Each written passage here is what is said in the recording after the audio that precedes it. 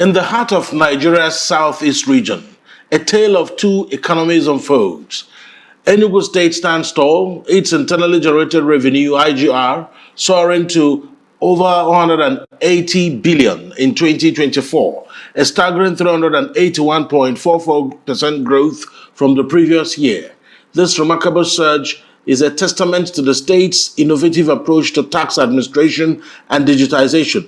But amidst this prosperity, neighboring states like Ebonyi'S struggle to keep pace, with IGR plummeting to 13.18 billion.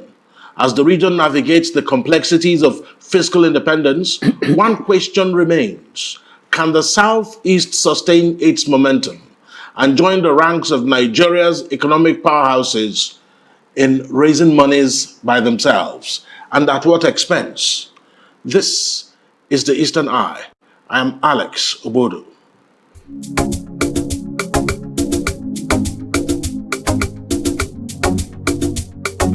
You're welcome to the Eastern Eye here on Afia TV, a program that X-rays the political, social, and economic developments around us. Tonight, I'm joined by Professor Chiwui. He's a development economist and chairman board of trustees, Amaka Chiwui Foundation, ACUF, and Anitche and Ndudim Rowland is in the studio with me, financial analyst and CEO, Rugon Capital Limited. When we come back from this break, you'll meet my guests. Good evening.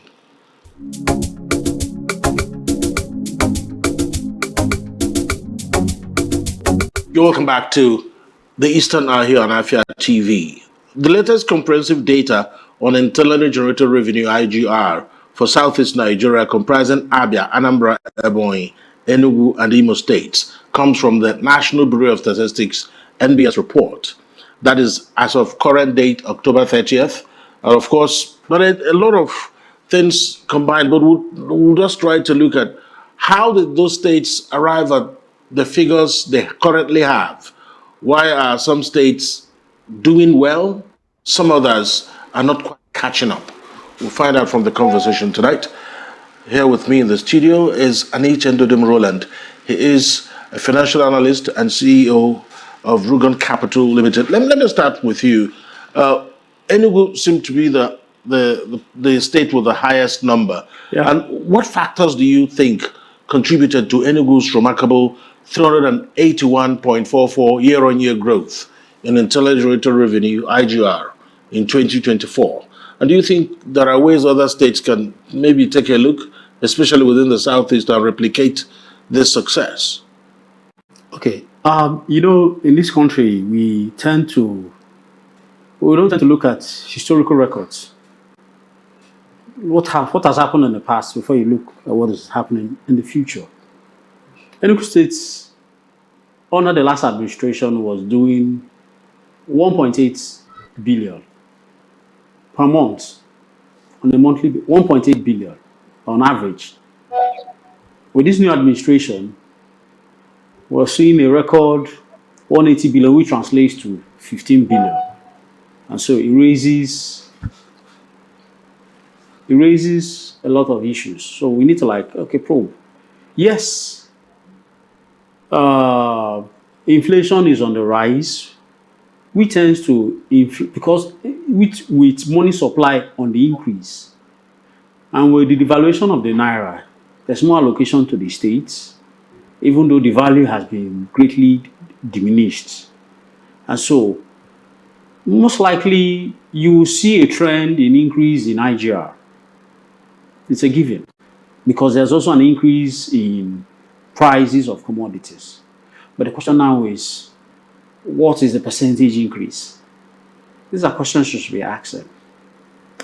Now, the last head of Board of Internal Revenue installed all the equipment to ensure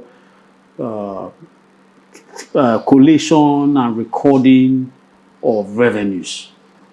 So there's nothing basically new. What this new administration is doing, more or less like enforcing from the word go and with much vigor. Let's not forget, taxes and levies is also on the rise. It's also on the rise. Some I have personal issues with, like purchase tax, which we've discussed here, And the big increase, big leaps in terms of some fees, like land use charge or transactions on land across the board. And so you will see one or two bumps. But to jump from 1.8 billion on a monthly basis to 15 billion within 1 year, it raises a lot of questions. And so, if you, so I think last week on this panel, we did an expose of the growth from first quarter to second quarter, from third quarter to the fourth quarter, and you see a big increase, which questions need to be asked. As at third quarter 2024, the total IGR for the year from January to September 30th was 39 billion, only to post 140 billion within 3 months from October to December. We took the entire IGR to 180 billion. And that's a figure that was supplied by the state to MBS, from which is being disseminated across the federation. So the question should be, what led to a big increase in 3 months? 140 million, which is average 40 billion in 3 months. So it raises a lot of issues. So these are things the state should explain. It's not really clear. Yes, there'll be increase, but when you see a big increase from we're talking about over 703% in the space of 1 year, there are a lot of issues to be discussed. Lots of issues to be discussed. Professor Chiwui, if you can hear me, what do you think Enugu has done differently? And Anitche Ndudim Rowland is wondering how the IGR leaped suddenly from an amount in reference to what they are currently bandied as what is the reality in their IGR generation. What do you think changed about the revenue generation processes and procedures in Enugu State within the period under review? Well, I think based on the information from the government, that's from the chairman of Enugu State's Internal Revenue Service and from the governor himself, what happened was that the government reported that they introduced or rather the action task experts, and also to a reasonable extent also raised not raising producing new tasks, but most of the tasks revenue sources that were dormant, that were in the law but that were not being collected, the current government began to ensure that all the collectibles are being collected, and also devised a means also that measured and is something that the government has said that will also improve over time. But also share in Anitche's I won't say captive fears over how the IGR rose from what it was in first, second, and third quarter to have a quantum leap, using the governor's language, quantum leap in the third quarter. It calls for the composition of the components of what constitute the IGR. But from my own analysis, what I observed was that If you look at the IGR of Enugu State, even in the budget, when people are raising the issues, most of the IGR, but a tax is just about 25-30%. The rest of the 70 to 80% are from land sales, from levies, from land-related income and all that, not necessarily from tax. So government, has gone into what we call land sales and not the rest of it, or by mapping out new layers and other and so. So their own assumption.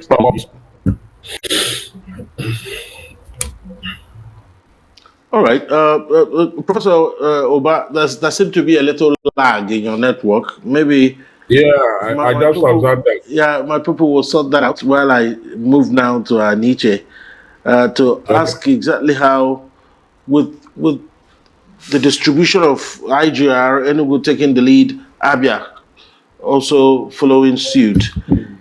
What is it that Enugu and Abia seem to be doing different? And how do you think that Southeast region's contributions to the total subnational IGR, which is 8.3%, how do you think that compares to other regions?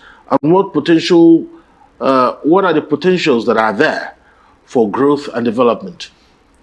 Okay, that is within the generation, IGR generation. Now, you see, increases in tax presupposes the government has created wealth in an area. When I say wealth, it could be direct or indirect. Roads, works, hospitals, something that will improve productivity in that locality. We could see one or two works, okay, from this present administration, issues contracts to renovating, building schools, renovating ICT center, building a 5-star hotel. He's pumping money into that area. So there's a circular flow of funds going on. And so that money passes through somebody buying cement, buying iron rods. He's at the market. The government is all waiting for him to pay either the vehicle taking the goods to the supplier. That money goes round and the system has a way of like collecting it. So the money has to come out, wet the system, create economic activities, and the government places measures to take taxes backwards. So for any government that is seen to be working, taking funds, develop the area, there will be something in return. More especially when there's a buy-in by the residents in particular, and I don't like using residents of that area, and they will say, okay, there's a buy-in that, okay, this government is doing something. They will be forced to pay willingly. Some you might compel them maybe through one or two pressures. They will get that money back. And so for any states that is not actually living up to its responsibility, you will not see growth. Because the way taxes work is the money goes out from the government, increases economic activities, people come into the states, invest, more especially in terms of land that matters most, where ease of doing business, whether basic infrastructure, lighting, water, access to land, access to everything, the system will move within itself and the funds will come in. So any states that is not living, any state that is not up and doing, any state government that is not up and doing, you will not see much activities there. And capital always moves to any place that there is activity, is convenient, and the state government is willing to trap levies and taxes. That's the way the system works. All right, Professor Chiwui, I need you to also weigh in on this question, which is, of course, looking at Southeast Nigeria's contribution to the IGR. I think a similar argument also came up when the breakdown for the value-added tax also became a talking point, and everyone saw that the Southeast has not covered itself in glory in terms of how much it is contributing to value-added tax, despite the claim that a lot of people from here are doing businesses in all parts of the country. But then in the Southeast, there isn't much of a, if I use that language, much of vatable activities. So help us put this in perspective. How do you think the Southeast compares to other regions in what potential that exists for growth in this area? Well, there's a difference between having a potential and also the reality on ground. In terms of potential, Southeast has a lot of potentials to attracting investors, attracting businesses, and in turn making growing his IGR. When Anitche spoke, and I need to make that distinction because most times when we talk about IGR, our mind usually goes to taxes.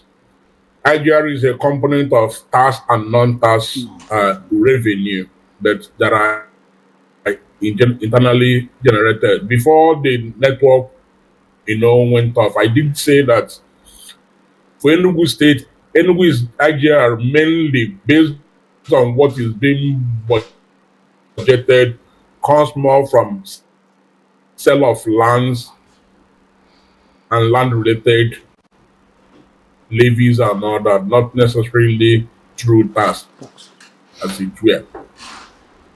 But the truth is that for we need to do more businesses and all that, to patronize.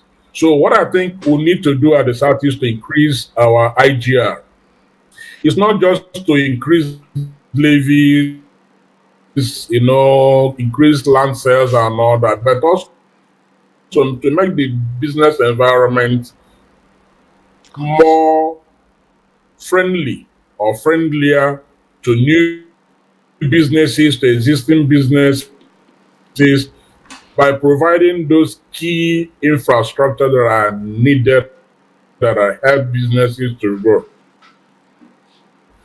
And part of them is also what I've learned. As happy in Enugu State, something in that direction is being pushed. Education, quality healthcare by having primary healthcare facilities that are functional and operational, not just in name or buildings. We're having functional and operational primary healthcare centers, having quality schools that where people who are investing will have their keys and walls, human capital that will drive those new businesses, because it's not enough to set up a business where you don't have the available human capital to run those businesses. When those things are available, the Southeast will be able to generate. If you look at Lagos and Ogun that are generating more IGR outside Enugu now that has come on board and Abia and all that. But if you look at what Abia and Enugu is getting, it's more, like I said, it's not just from tax. It's more from levies and land sales and all that, which is not really what it should be. So when you make your business, your environment more business friendly and all that by giving incentives, sometimes it could be tax breaks and all that. More businesses will come. Other existing businesses that there will grow, and when they grow, employ more persons. Those more new persons will pay, economy will grow.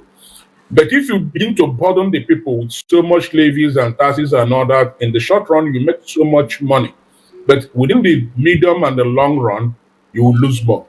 And that is a strategy I think the Southeast State needs to look at again. It's not enough to run into hundreds of billions within the first 4 or 5 years, and afterwards you go flat again. It has to be incremental, by ensuring that we have a good business climate.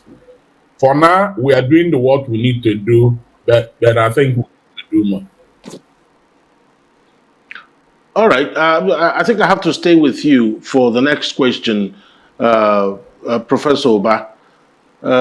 What do you think the Okay. role of tax revenues will play in the IGR of Southeast states? And how can these states optimize their tax collection systems to drive further growth? Because this is one aspect where it does appear that a lot of people in the Southeast don't want to hear it. It looks like a lot of people around here don't want to hear about paying tax. So, is there any other language that can be used to frame it other than calling it a tax? But there's no other language. We must pay tax. If you are earning, you must pay tax, but that tax also has to be friendly. That's the truth about it. But the big question also is that if we are paying tax, there must be a commensurate benefit from the government that accrue to the taxpayers.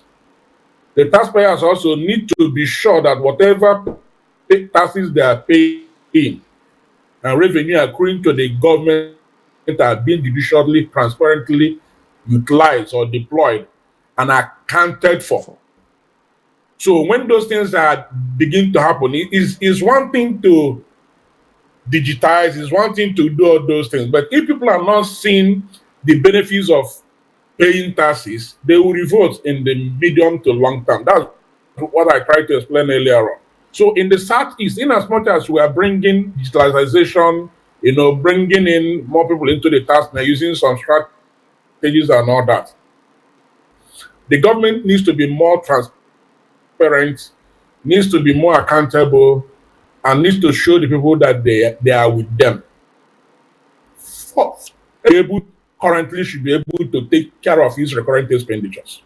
Now, the big question one will ask, if that is the true state of affairs, what it means that Enugu State still has about 32% of its IGR and all the facts that are available for investment in capital.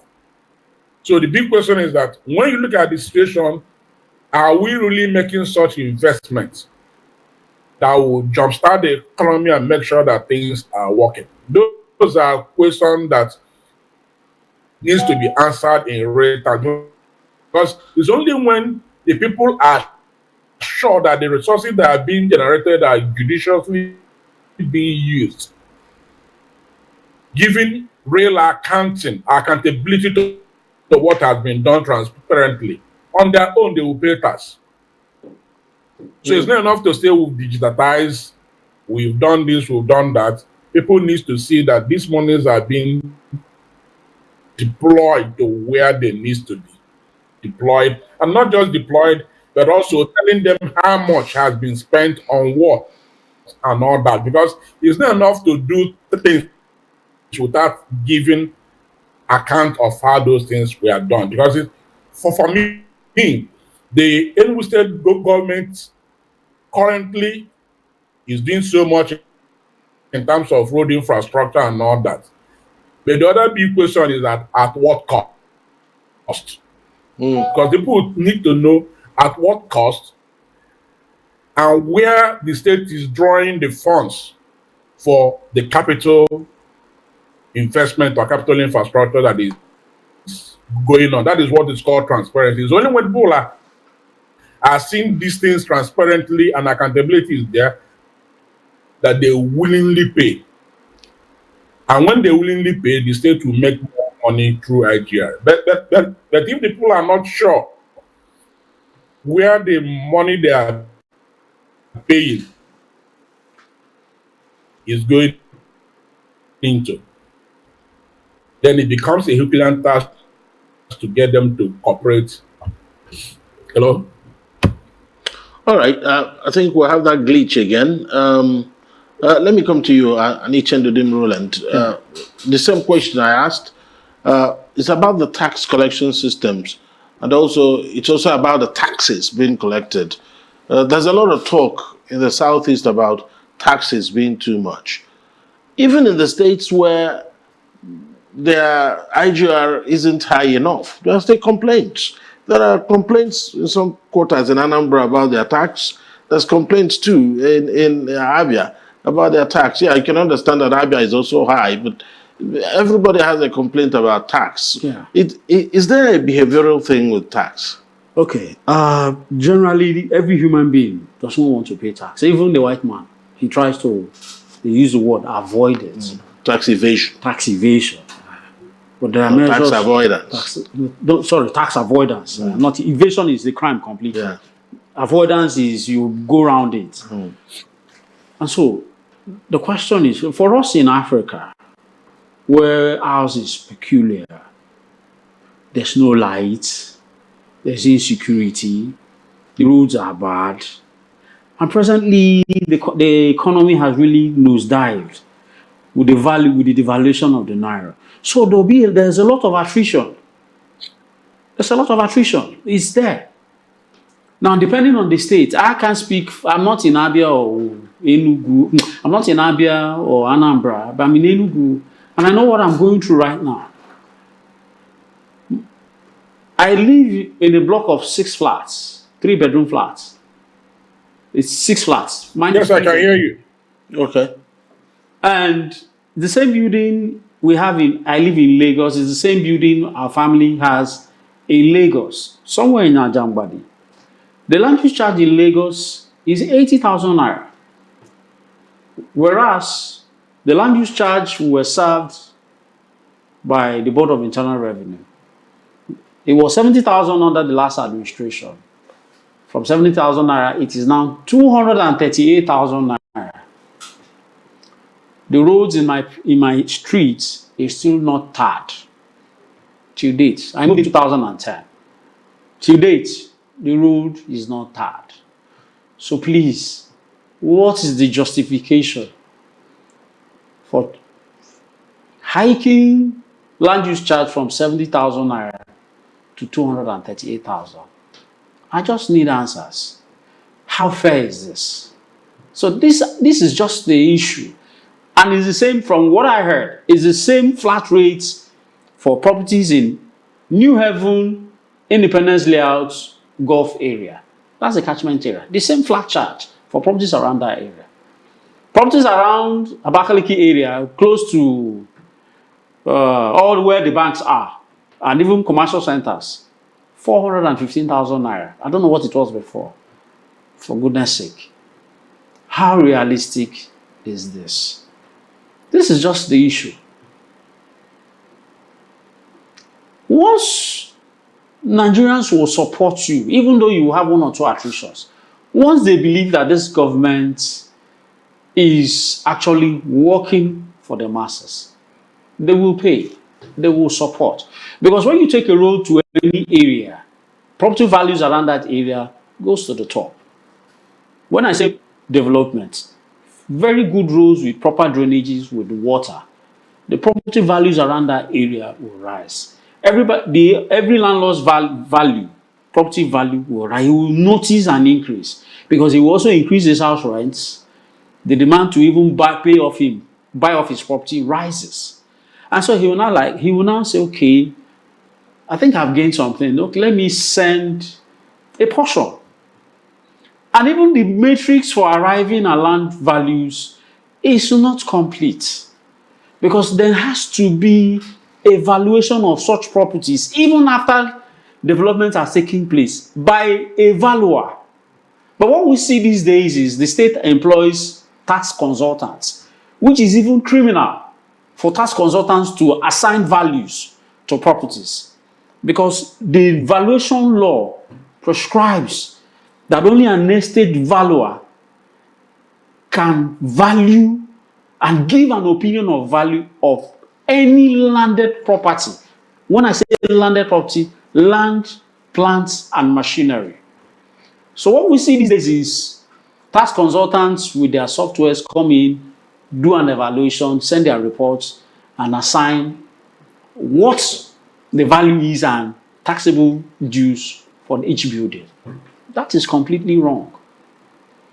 Even then, the same property owner is also expected to do his own valuation to ensure that, okay, this is the value of my property right now, and there has to be an agreement It should marry the two values, the variance between government's valuation and the client's valuation, and they will reach a compromise before before a land use charge is arrived at for each property. That is the procedure. But what we see being done across all the states is tax consultants taking care of this, which is wrong. And so these are the issues where I'm querying personally. Even the surveyors and valuers in my field are all complaining these things are completely wrong. And so people will continue to query land use charges, especially in this state where it is on the highest. The same NBS that is churning out this report also came out saying Enugu State is now one of the most expensive places to live. Good enough, the Prof just said that the bulk of the IGR is coming from levies on landed property, on land. So these are salient issues that needs to be addressed. And he said something, sustainability. That's right. We'll come back to that. We need to take a break. When we come back from that break, I'll find out from Professor Oba how sustainable having to generate money from these sources, or perhaps if you sell out all those properties that is giving you the high numbers, how will you sustain it? How will you keep the high figures going? That's after the break. Stay with us.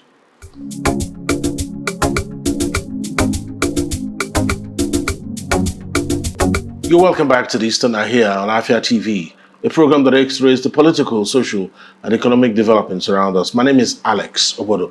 So let's even take a look at the states with the lowest IGR, Ebonyi and Imo states. We'll also take a look at Anambra.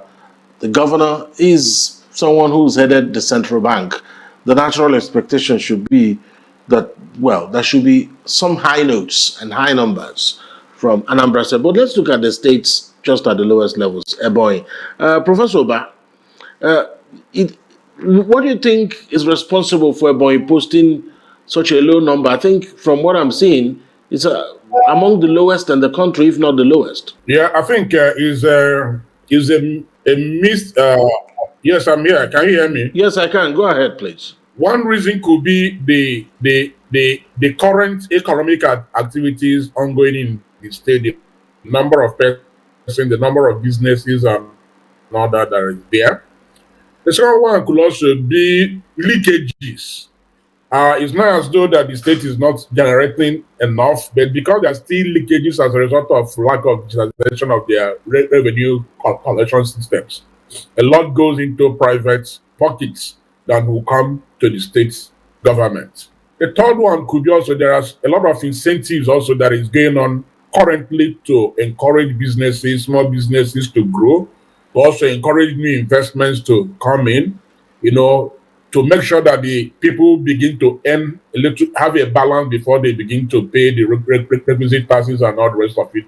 It could be a combination of all those factors, and all that. But for me, the first thing is that they could have gotten more, but I think there's still lots of revenue leakages in the states. That's number one factor. Number two factor also is that in terms of digitization, there's a lot that still needs to be done to ensure that they're able to accrue whatever thing that is coming to the state and be able to account for them mainly. So that's what I think. Enugu State is not Ebonyi State is not as big as Enugu State economically and all the rest of it. So that plays a role. Now it's something that is happening in Anambra. Anambra should be doing more than Enugu in the real sense of it, because Anambra has more bigger markets. The economy of Anambra is bigger. But that takes me to the earlier things I said. When I said, when you look at Enugu State's revenue, IGR, you may see from the budget, I've not seen the actuals to see what are the components. When you look at the budget, the greater percentage, higher proportion of the IGR is coming from properties, land sales, and all the rest of it, not really from tax collection on its own. So when you look at that, you can see that maybe Anambra has not gone the route of Enugu in terms of land sales and all the rest of it all. They are still focusing more on the normal tax collection and minimal levies and all the rest of it all. So if they take the route of Enugu, they might ramp up their own revenue even more than Enugu. But one caveat I have here, I'm not saying that what Enugu State is generating is not correct, but I'm still, based on the earlier analysis made by Ndudim, I'm still wondering the sudden leap in Enugu State IGR from what it used to be here. So until that clear analysis or information from the government that shows what really happened and what constitutes the components of the current IGR, it will be very difficult for some of us to say, okay, yes, the figure that is being quoted, really demonstrate what is being generated in Enugu. Because if Enugu is generating as much as being reported, also we can see that also in the overall economic activities going on in Enugu, because the money will circulate more and all the rest of it. But that is not what we are seeing so far. Maybe over time we'll begin to see the impact. But for now, the impact of the increased IGR is not being felt as it should. Yes, Enugu has done so well in Nigeria, but what I'm not sure is that whether we are making so much, up to 300 and something billion has been reported today, and what are the components. But until we know the components, this analysis will just be speculative. Those components will enable us to also dig down to say what will be the impact on others. So for Anambra, the economy is still lower than Enugu. They've not digitized. They might be giving more incentives and all the rest of it all, or maybe they are still trying to allow the economy to grow before they begin to charge and all the rest of it all. But Anambra should do better than what they are doing today. That's right. I think we should, because our time is almost wrapping up.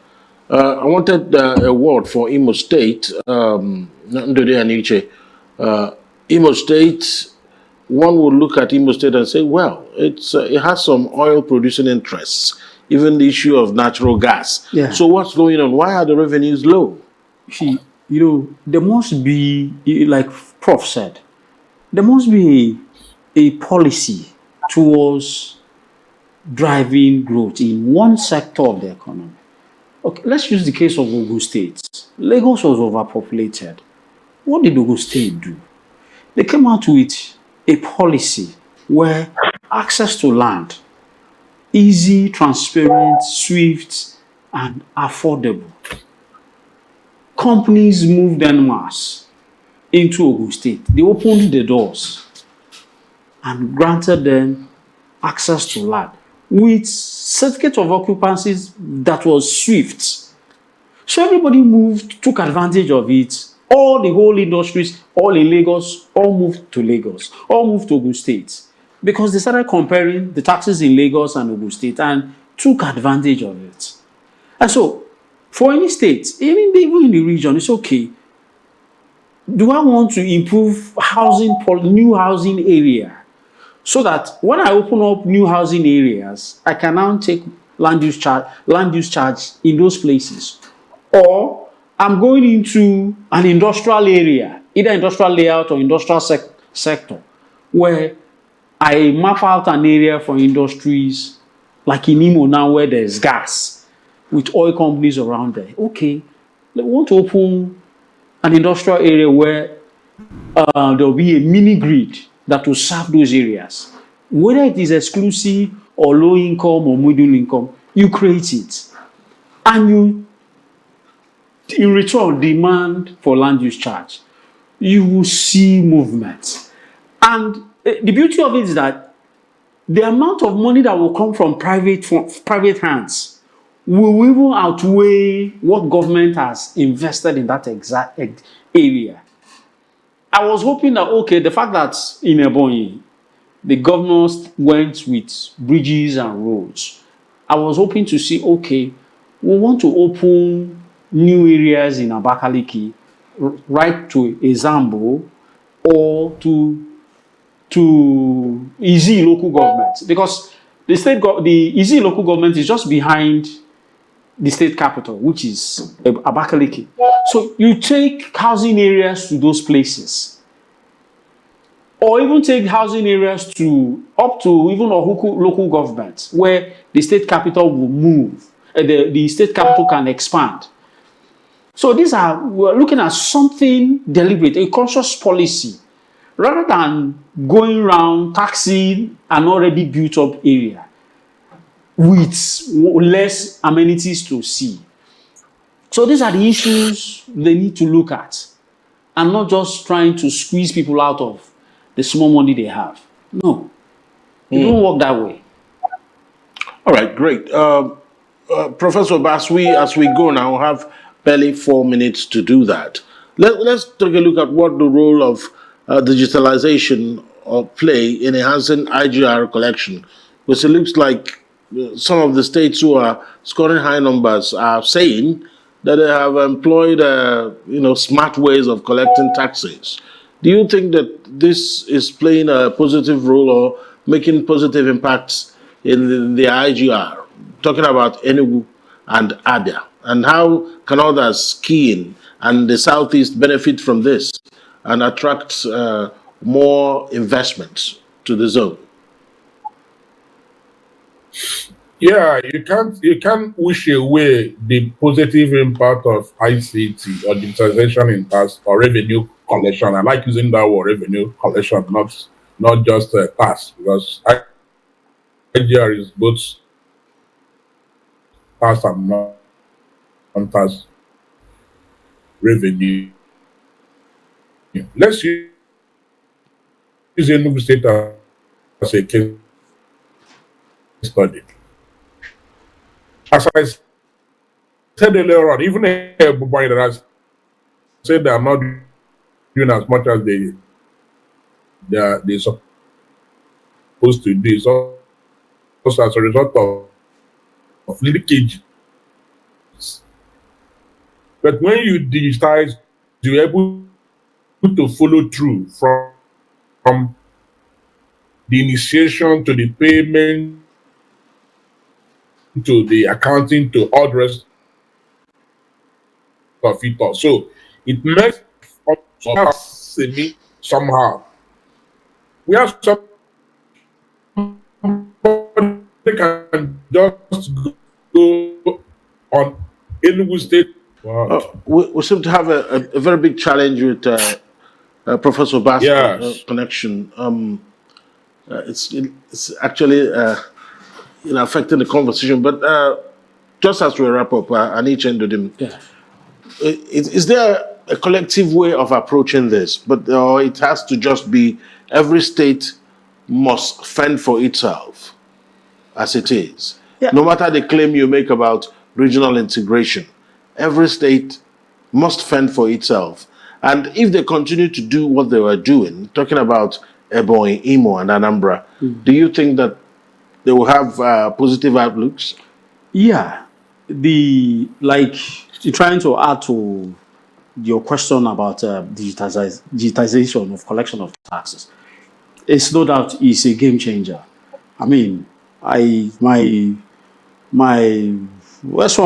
SOMA fees I paid, it was just from my phone. It's connected to normal banking payment platform. They just gave me the account number.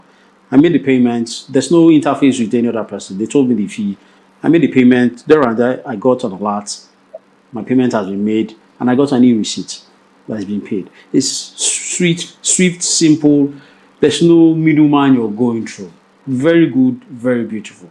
But the issue is, for the state, it's implied because it's an entity on its own. They are supposed to fend for themselves, away from the normal FAC receipts, federal allocated receipts, because the Constitution empowers the governor to develop his area. Nothing stops the governor.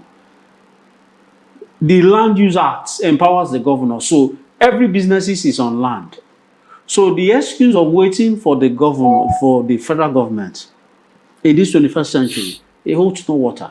Every state can fund itself. You're blessed with land, blessed with arable land. What else are you waiting for? Your allocation comes every time. So the issue is, how do they? Is somebody thinking? Okay, what do we do to make more money? These are the issues.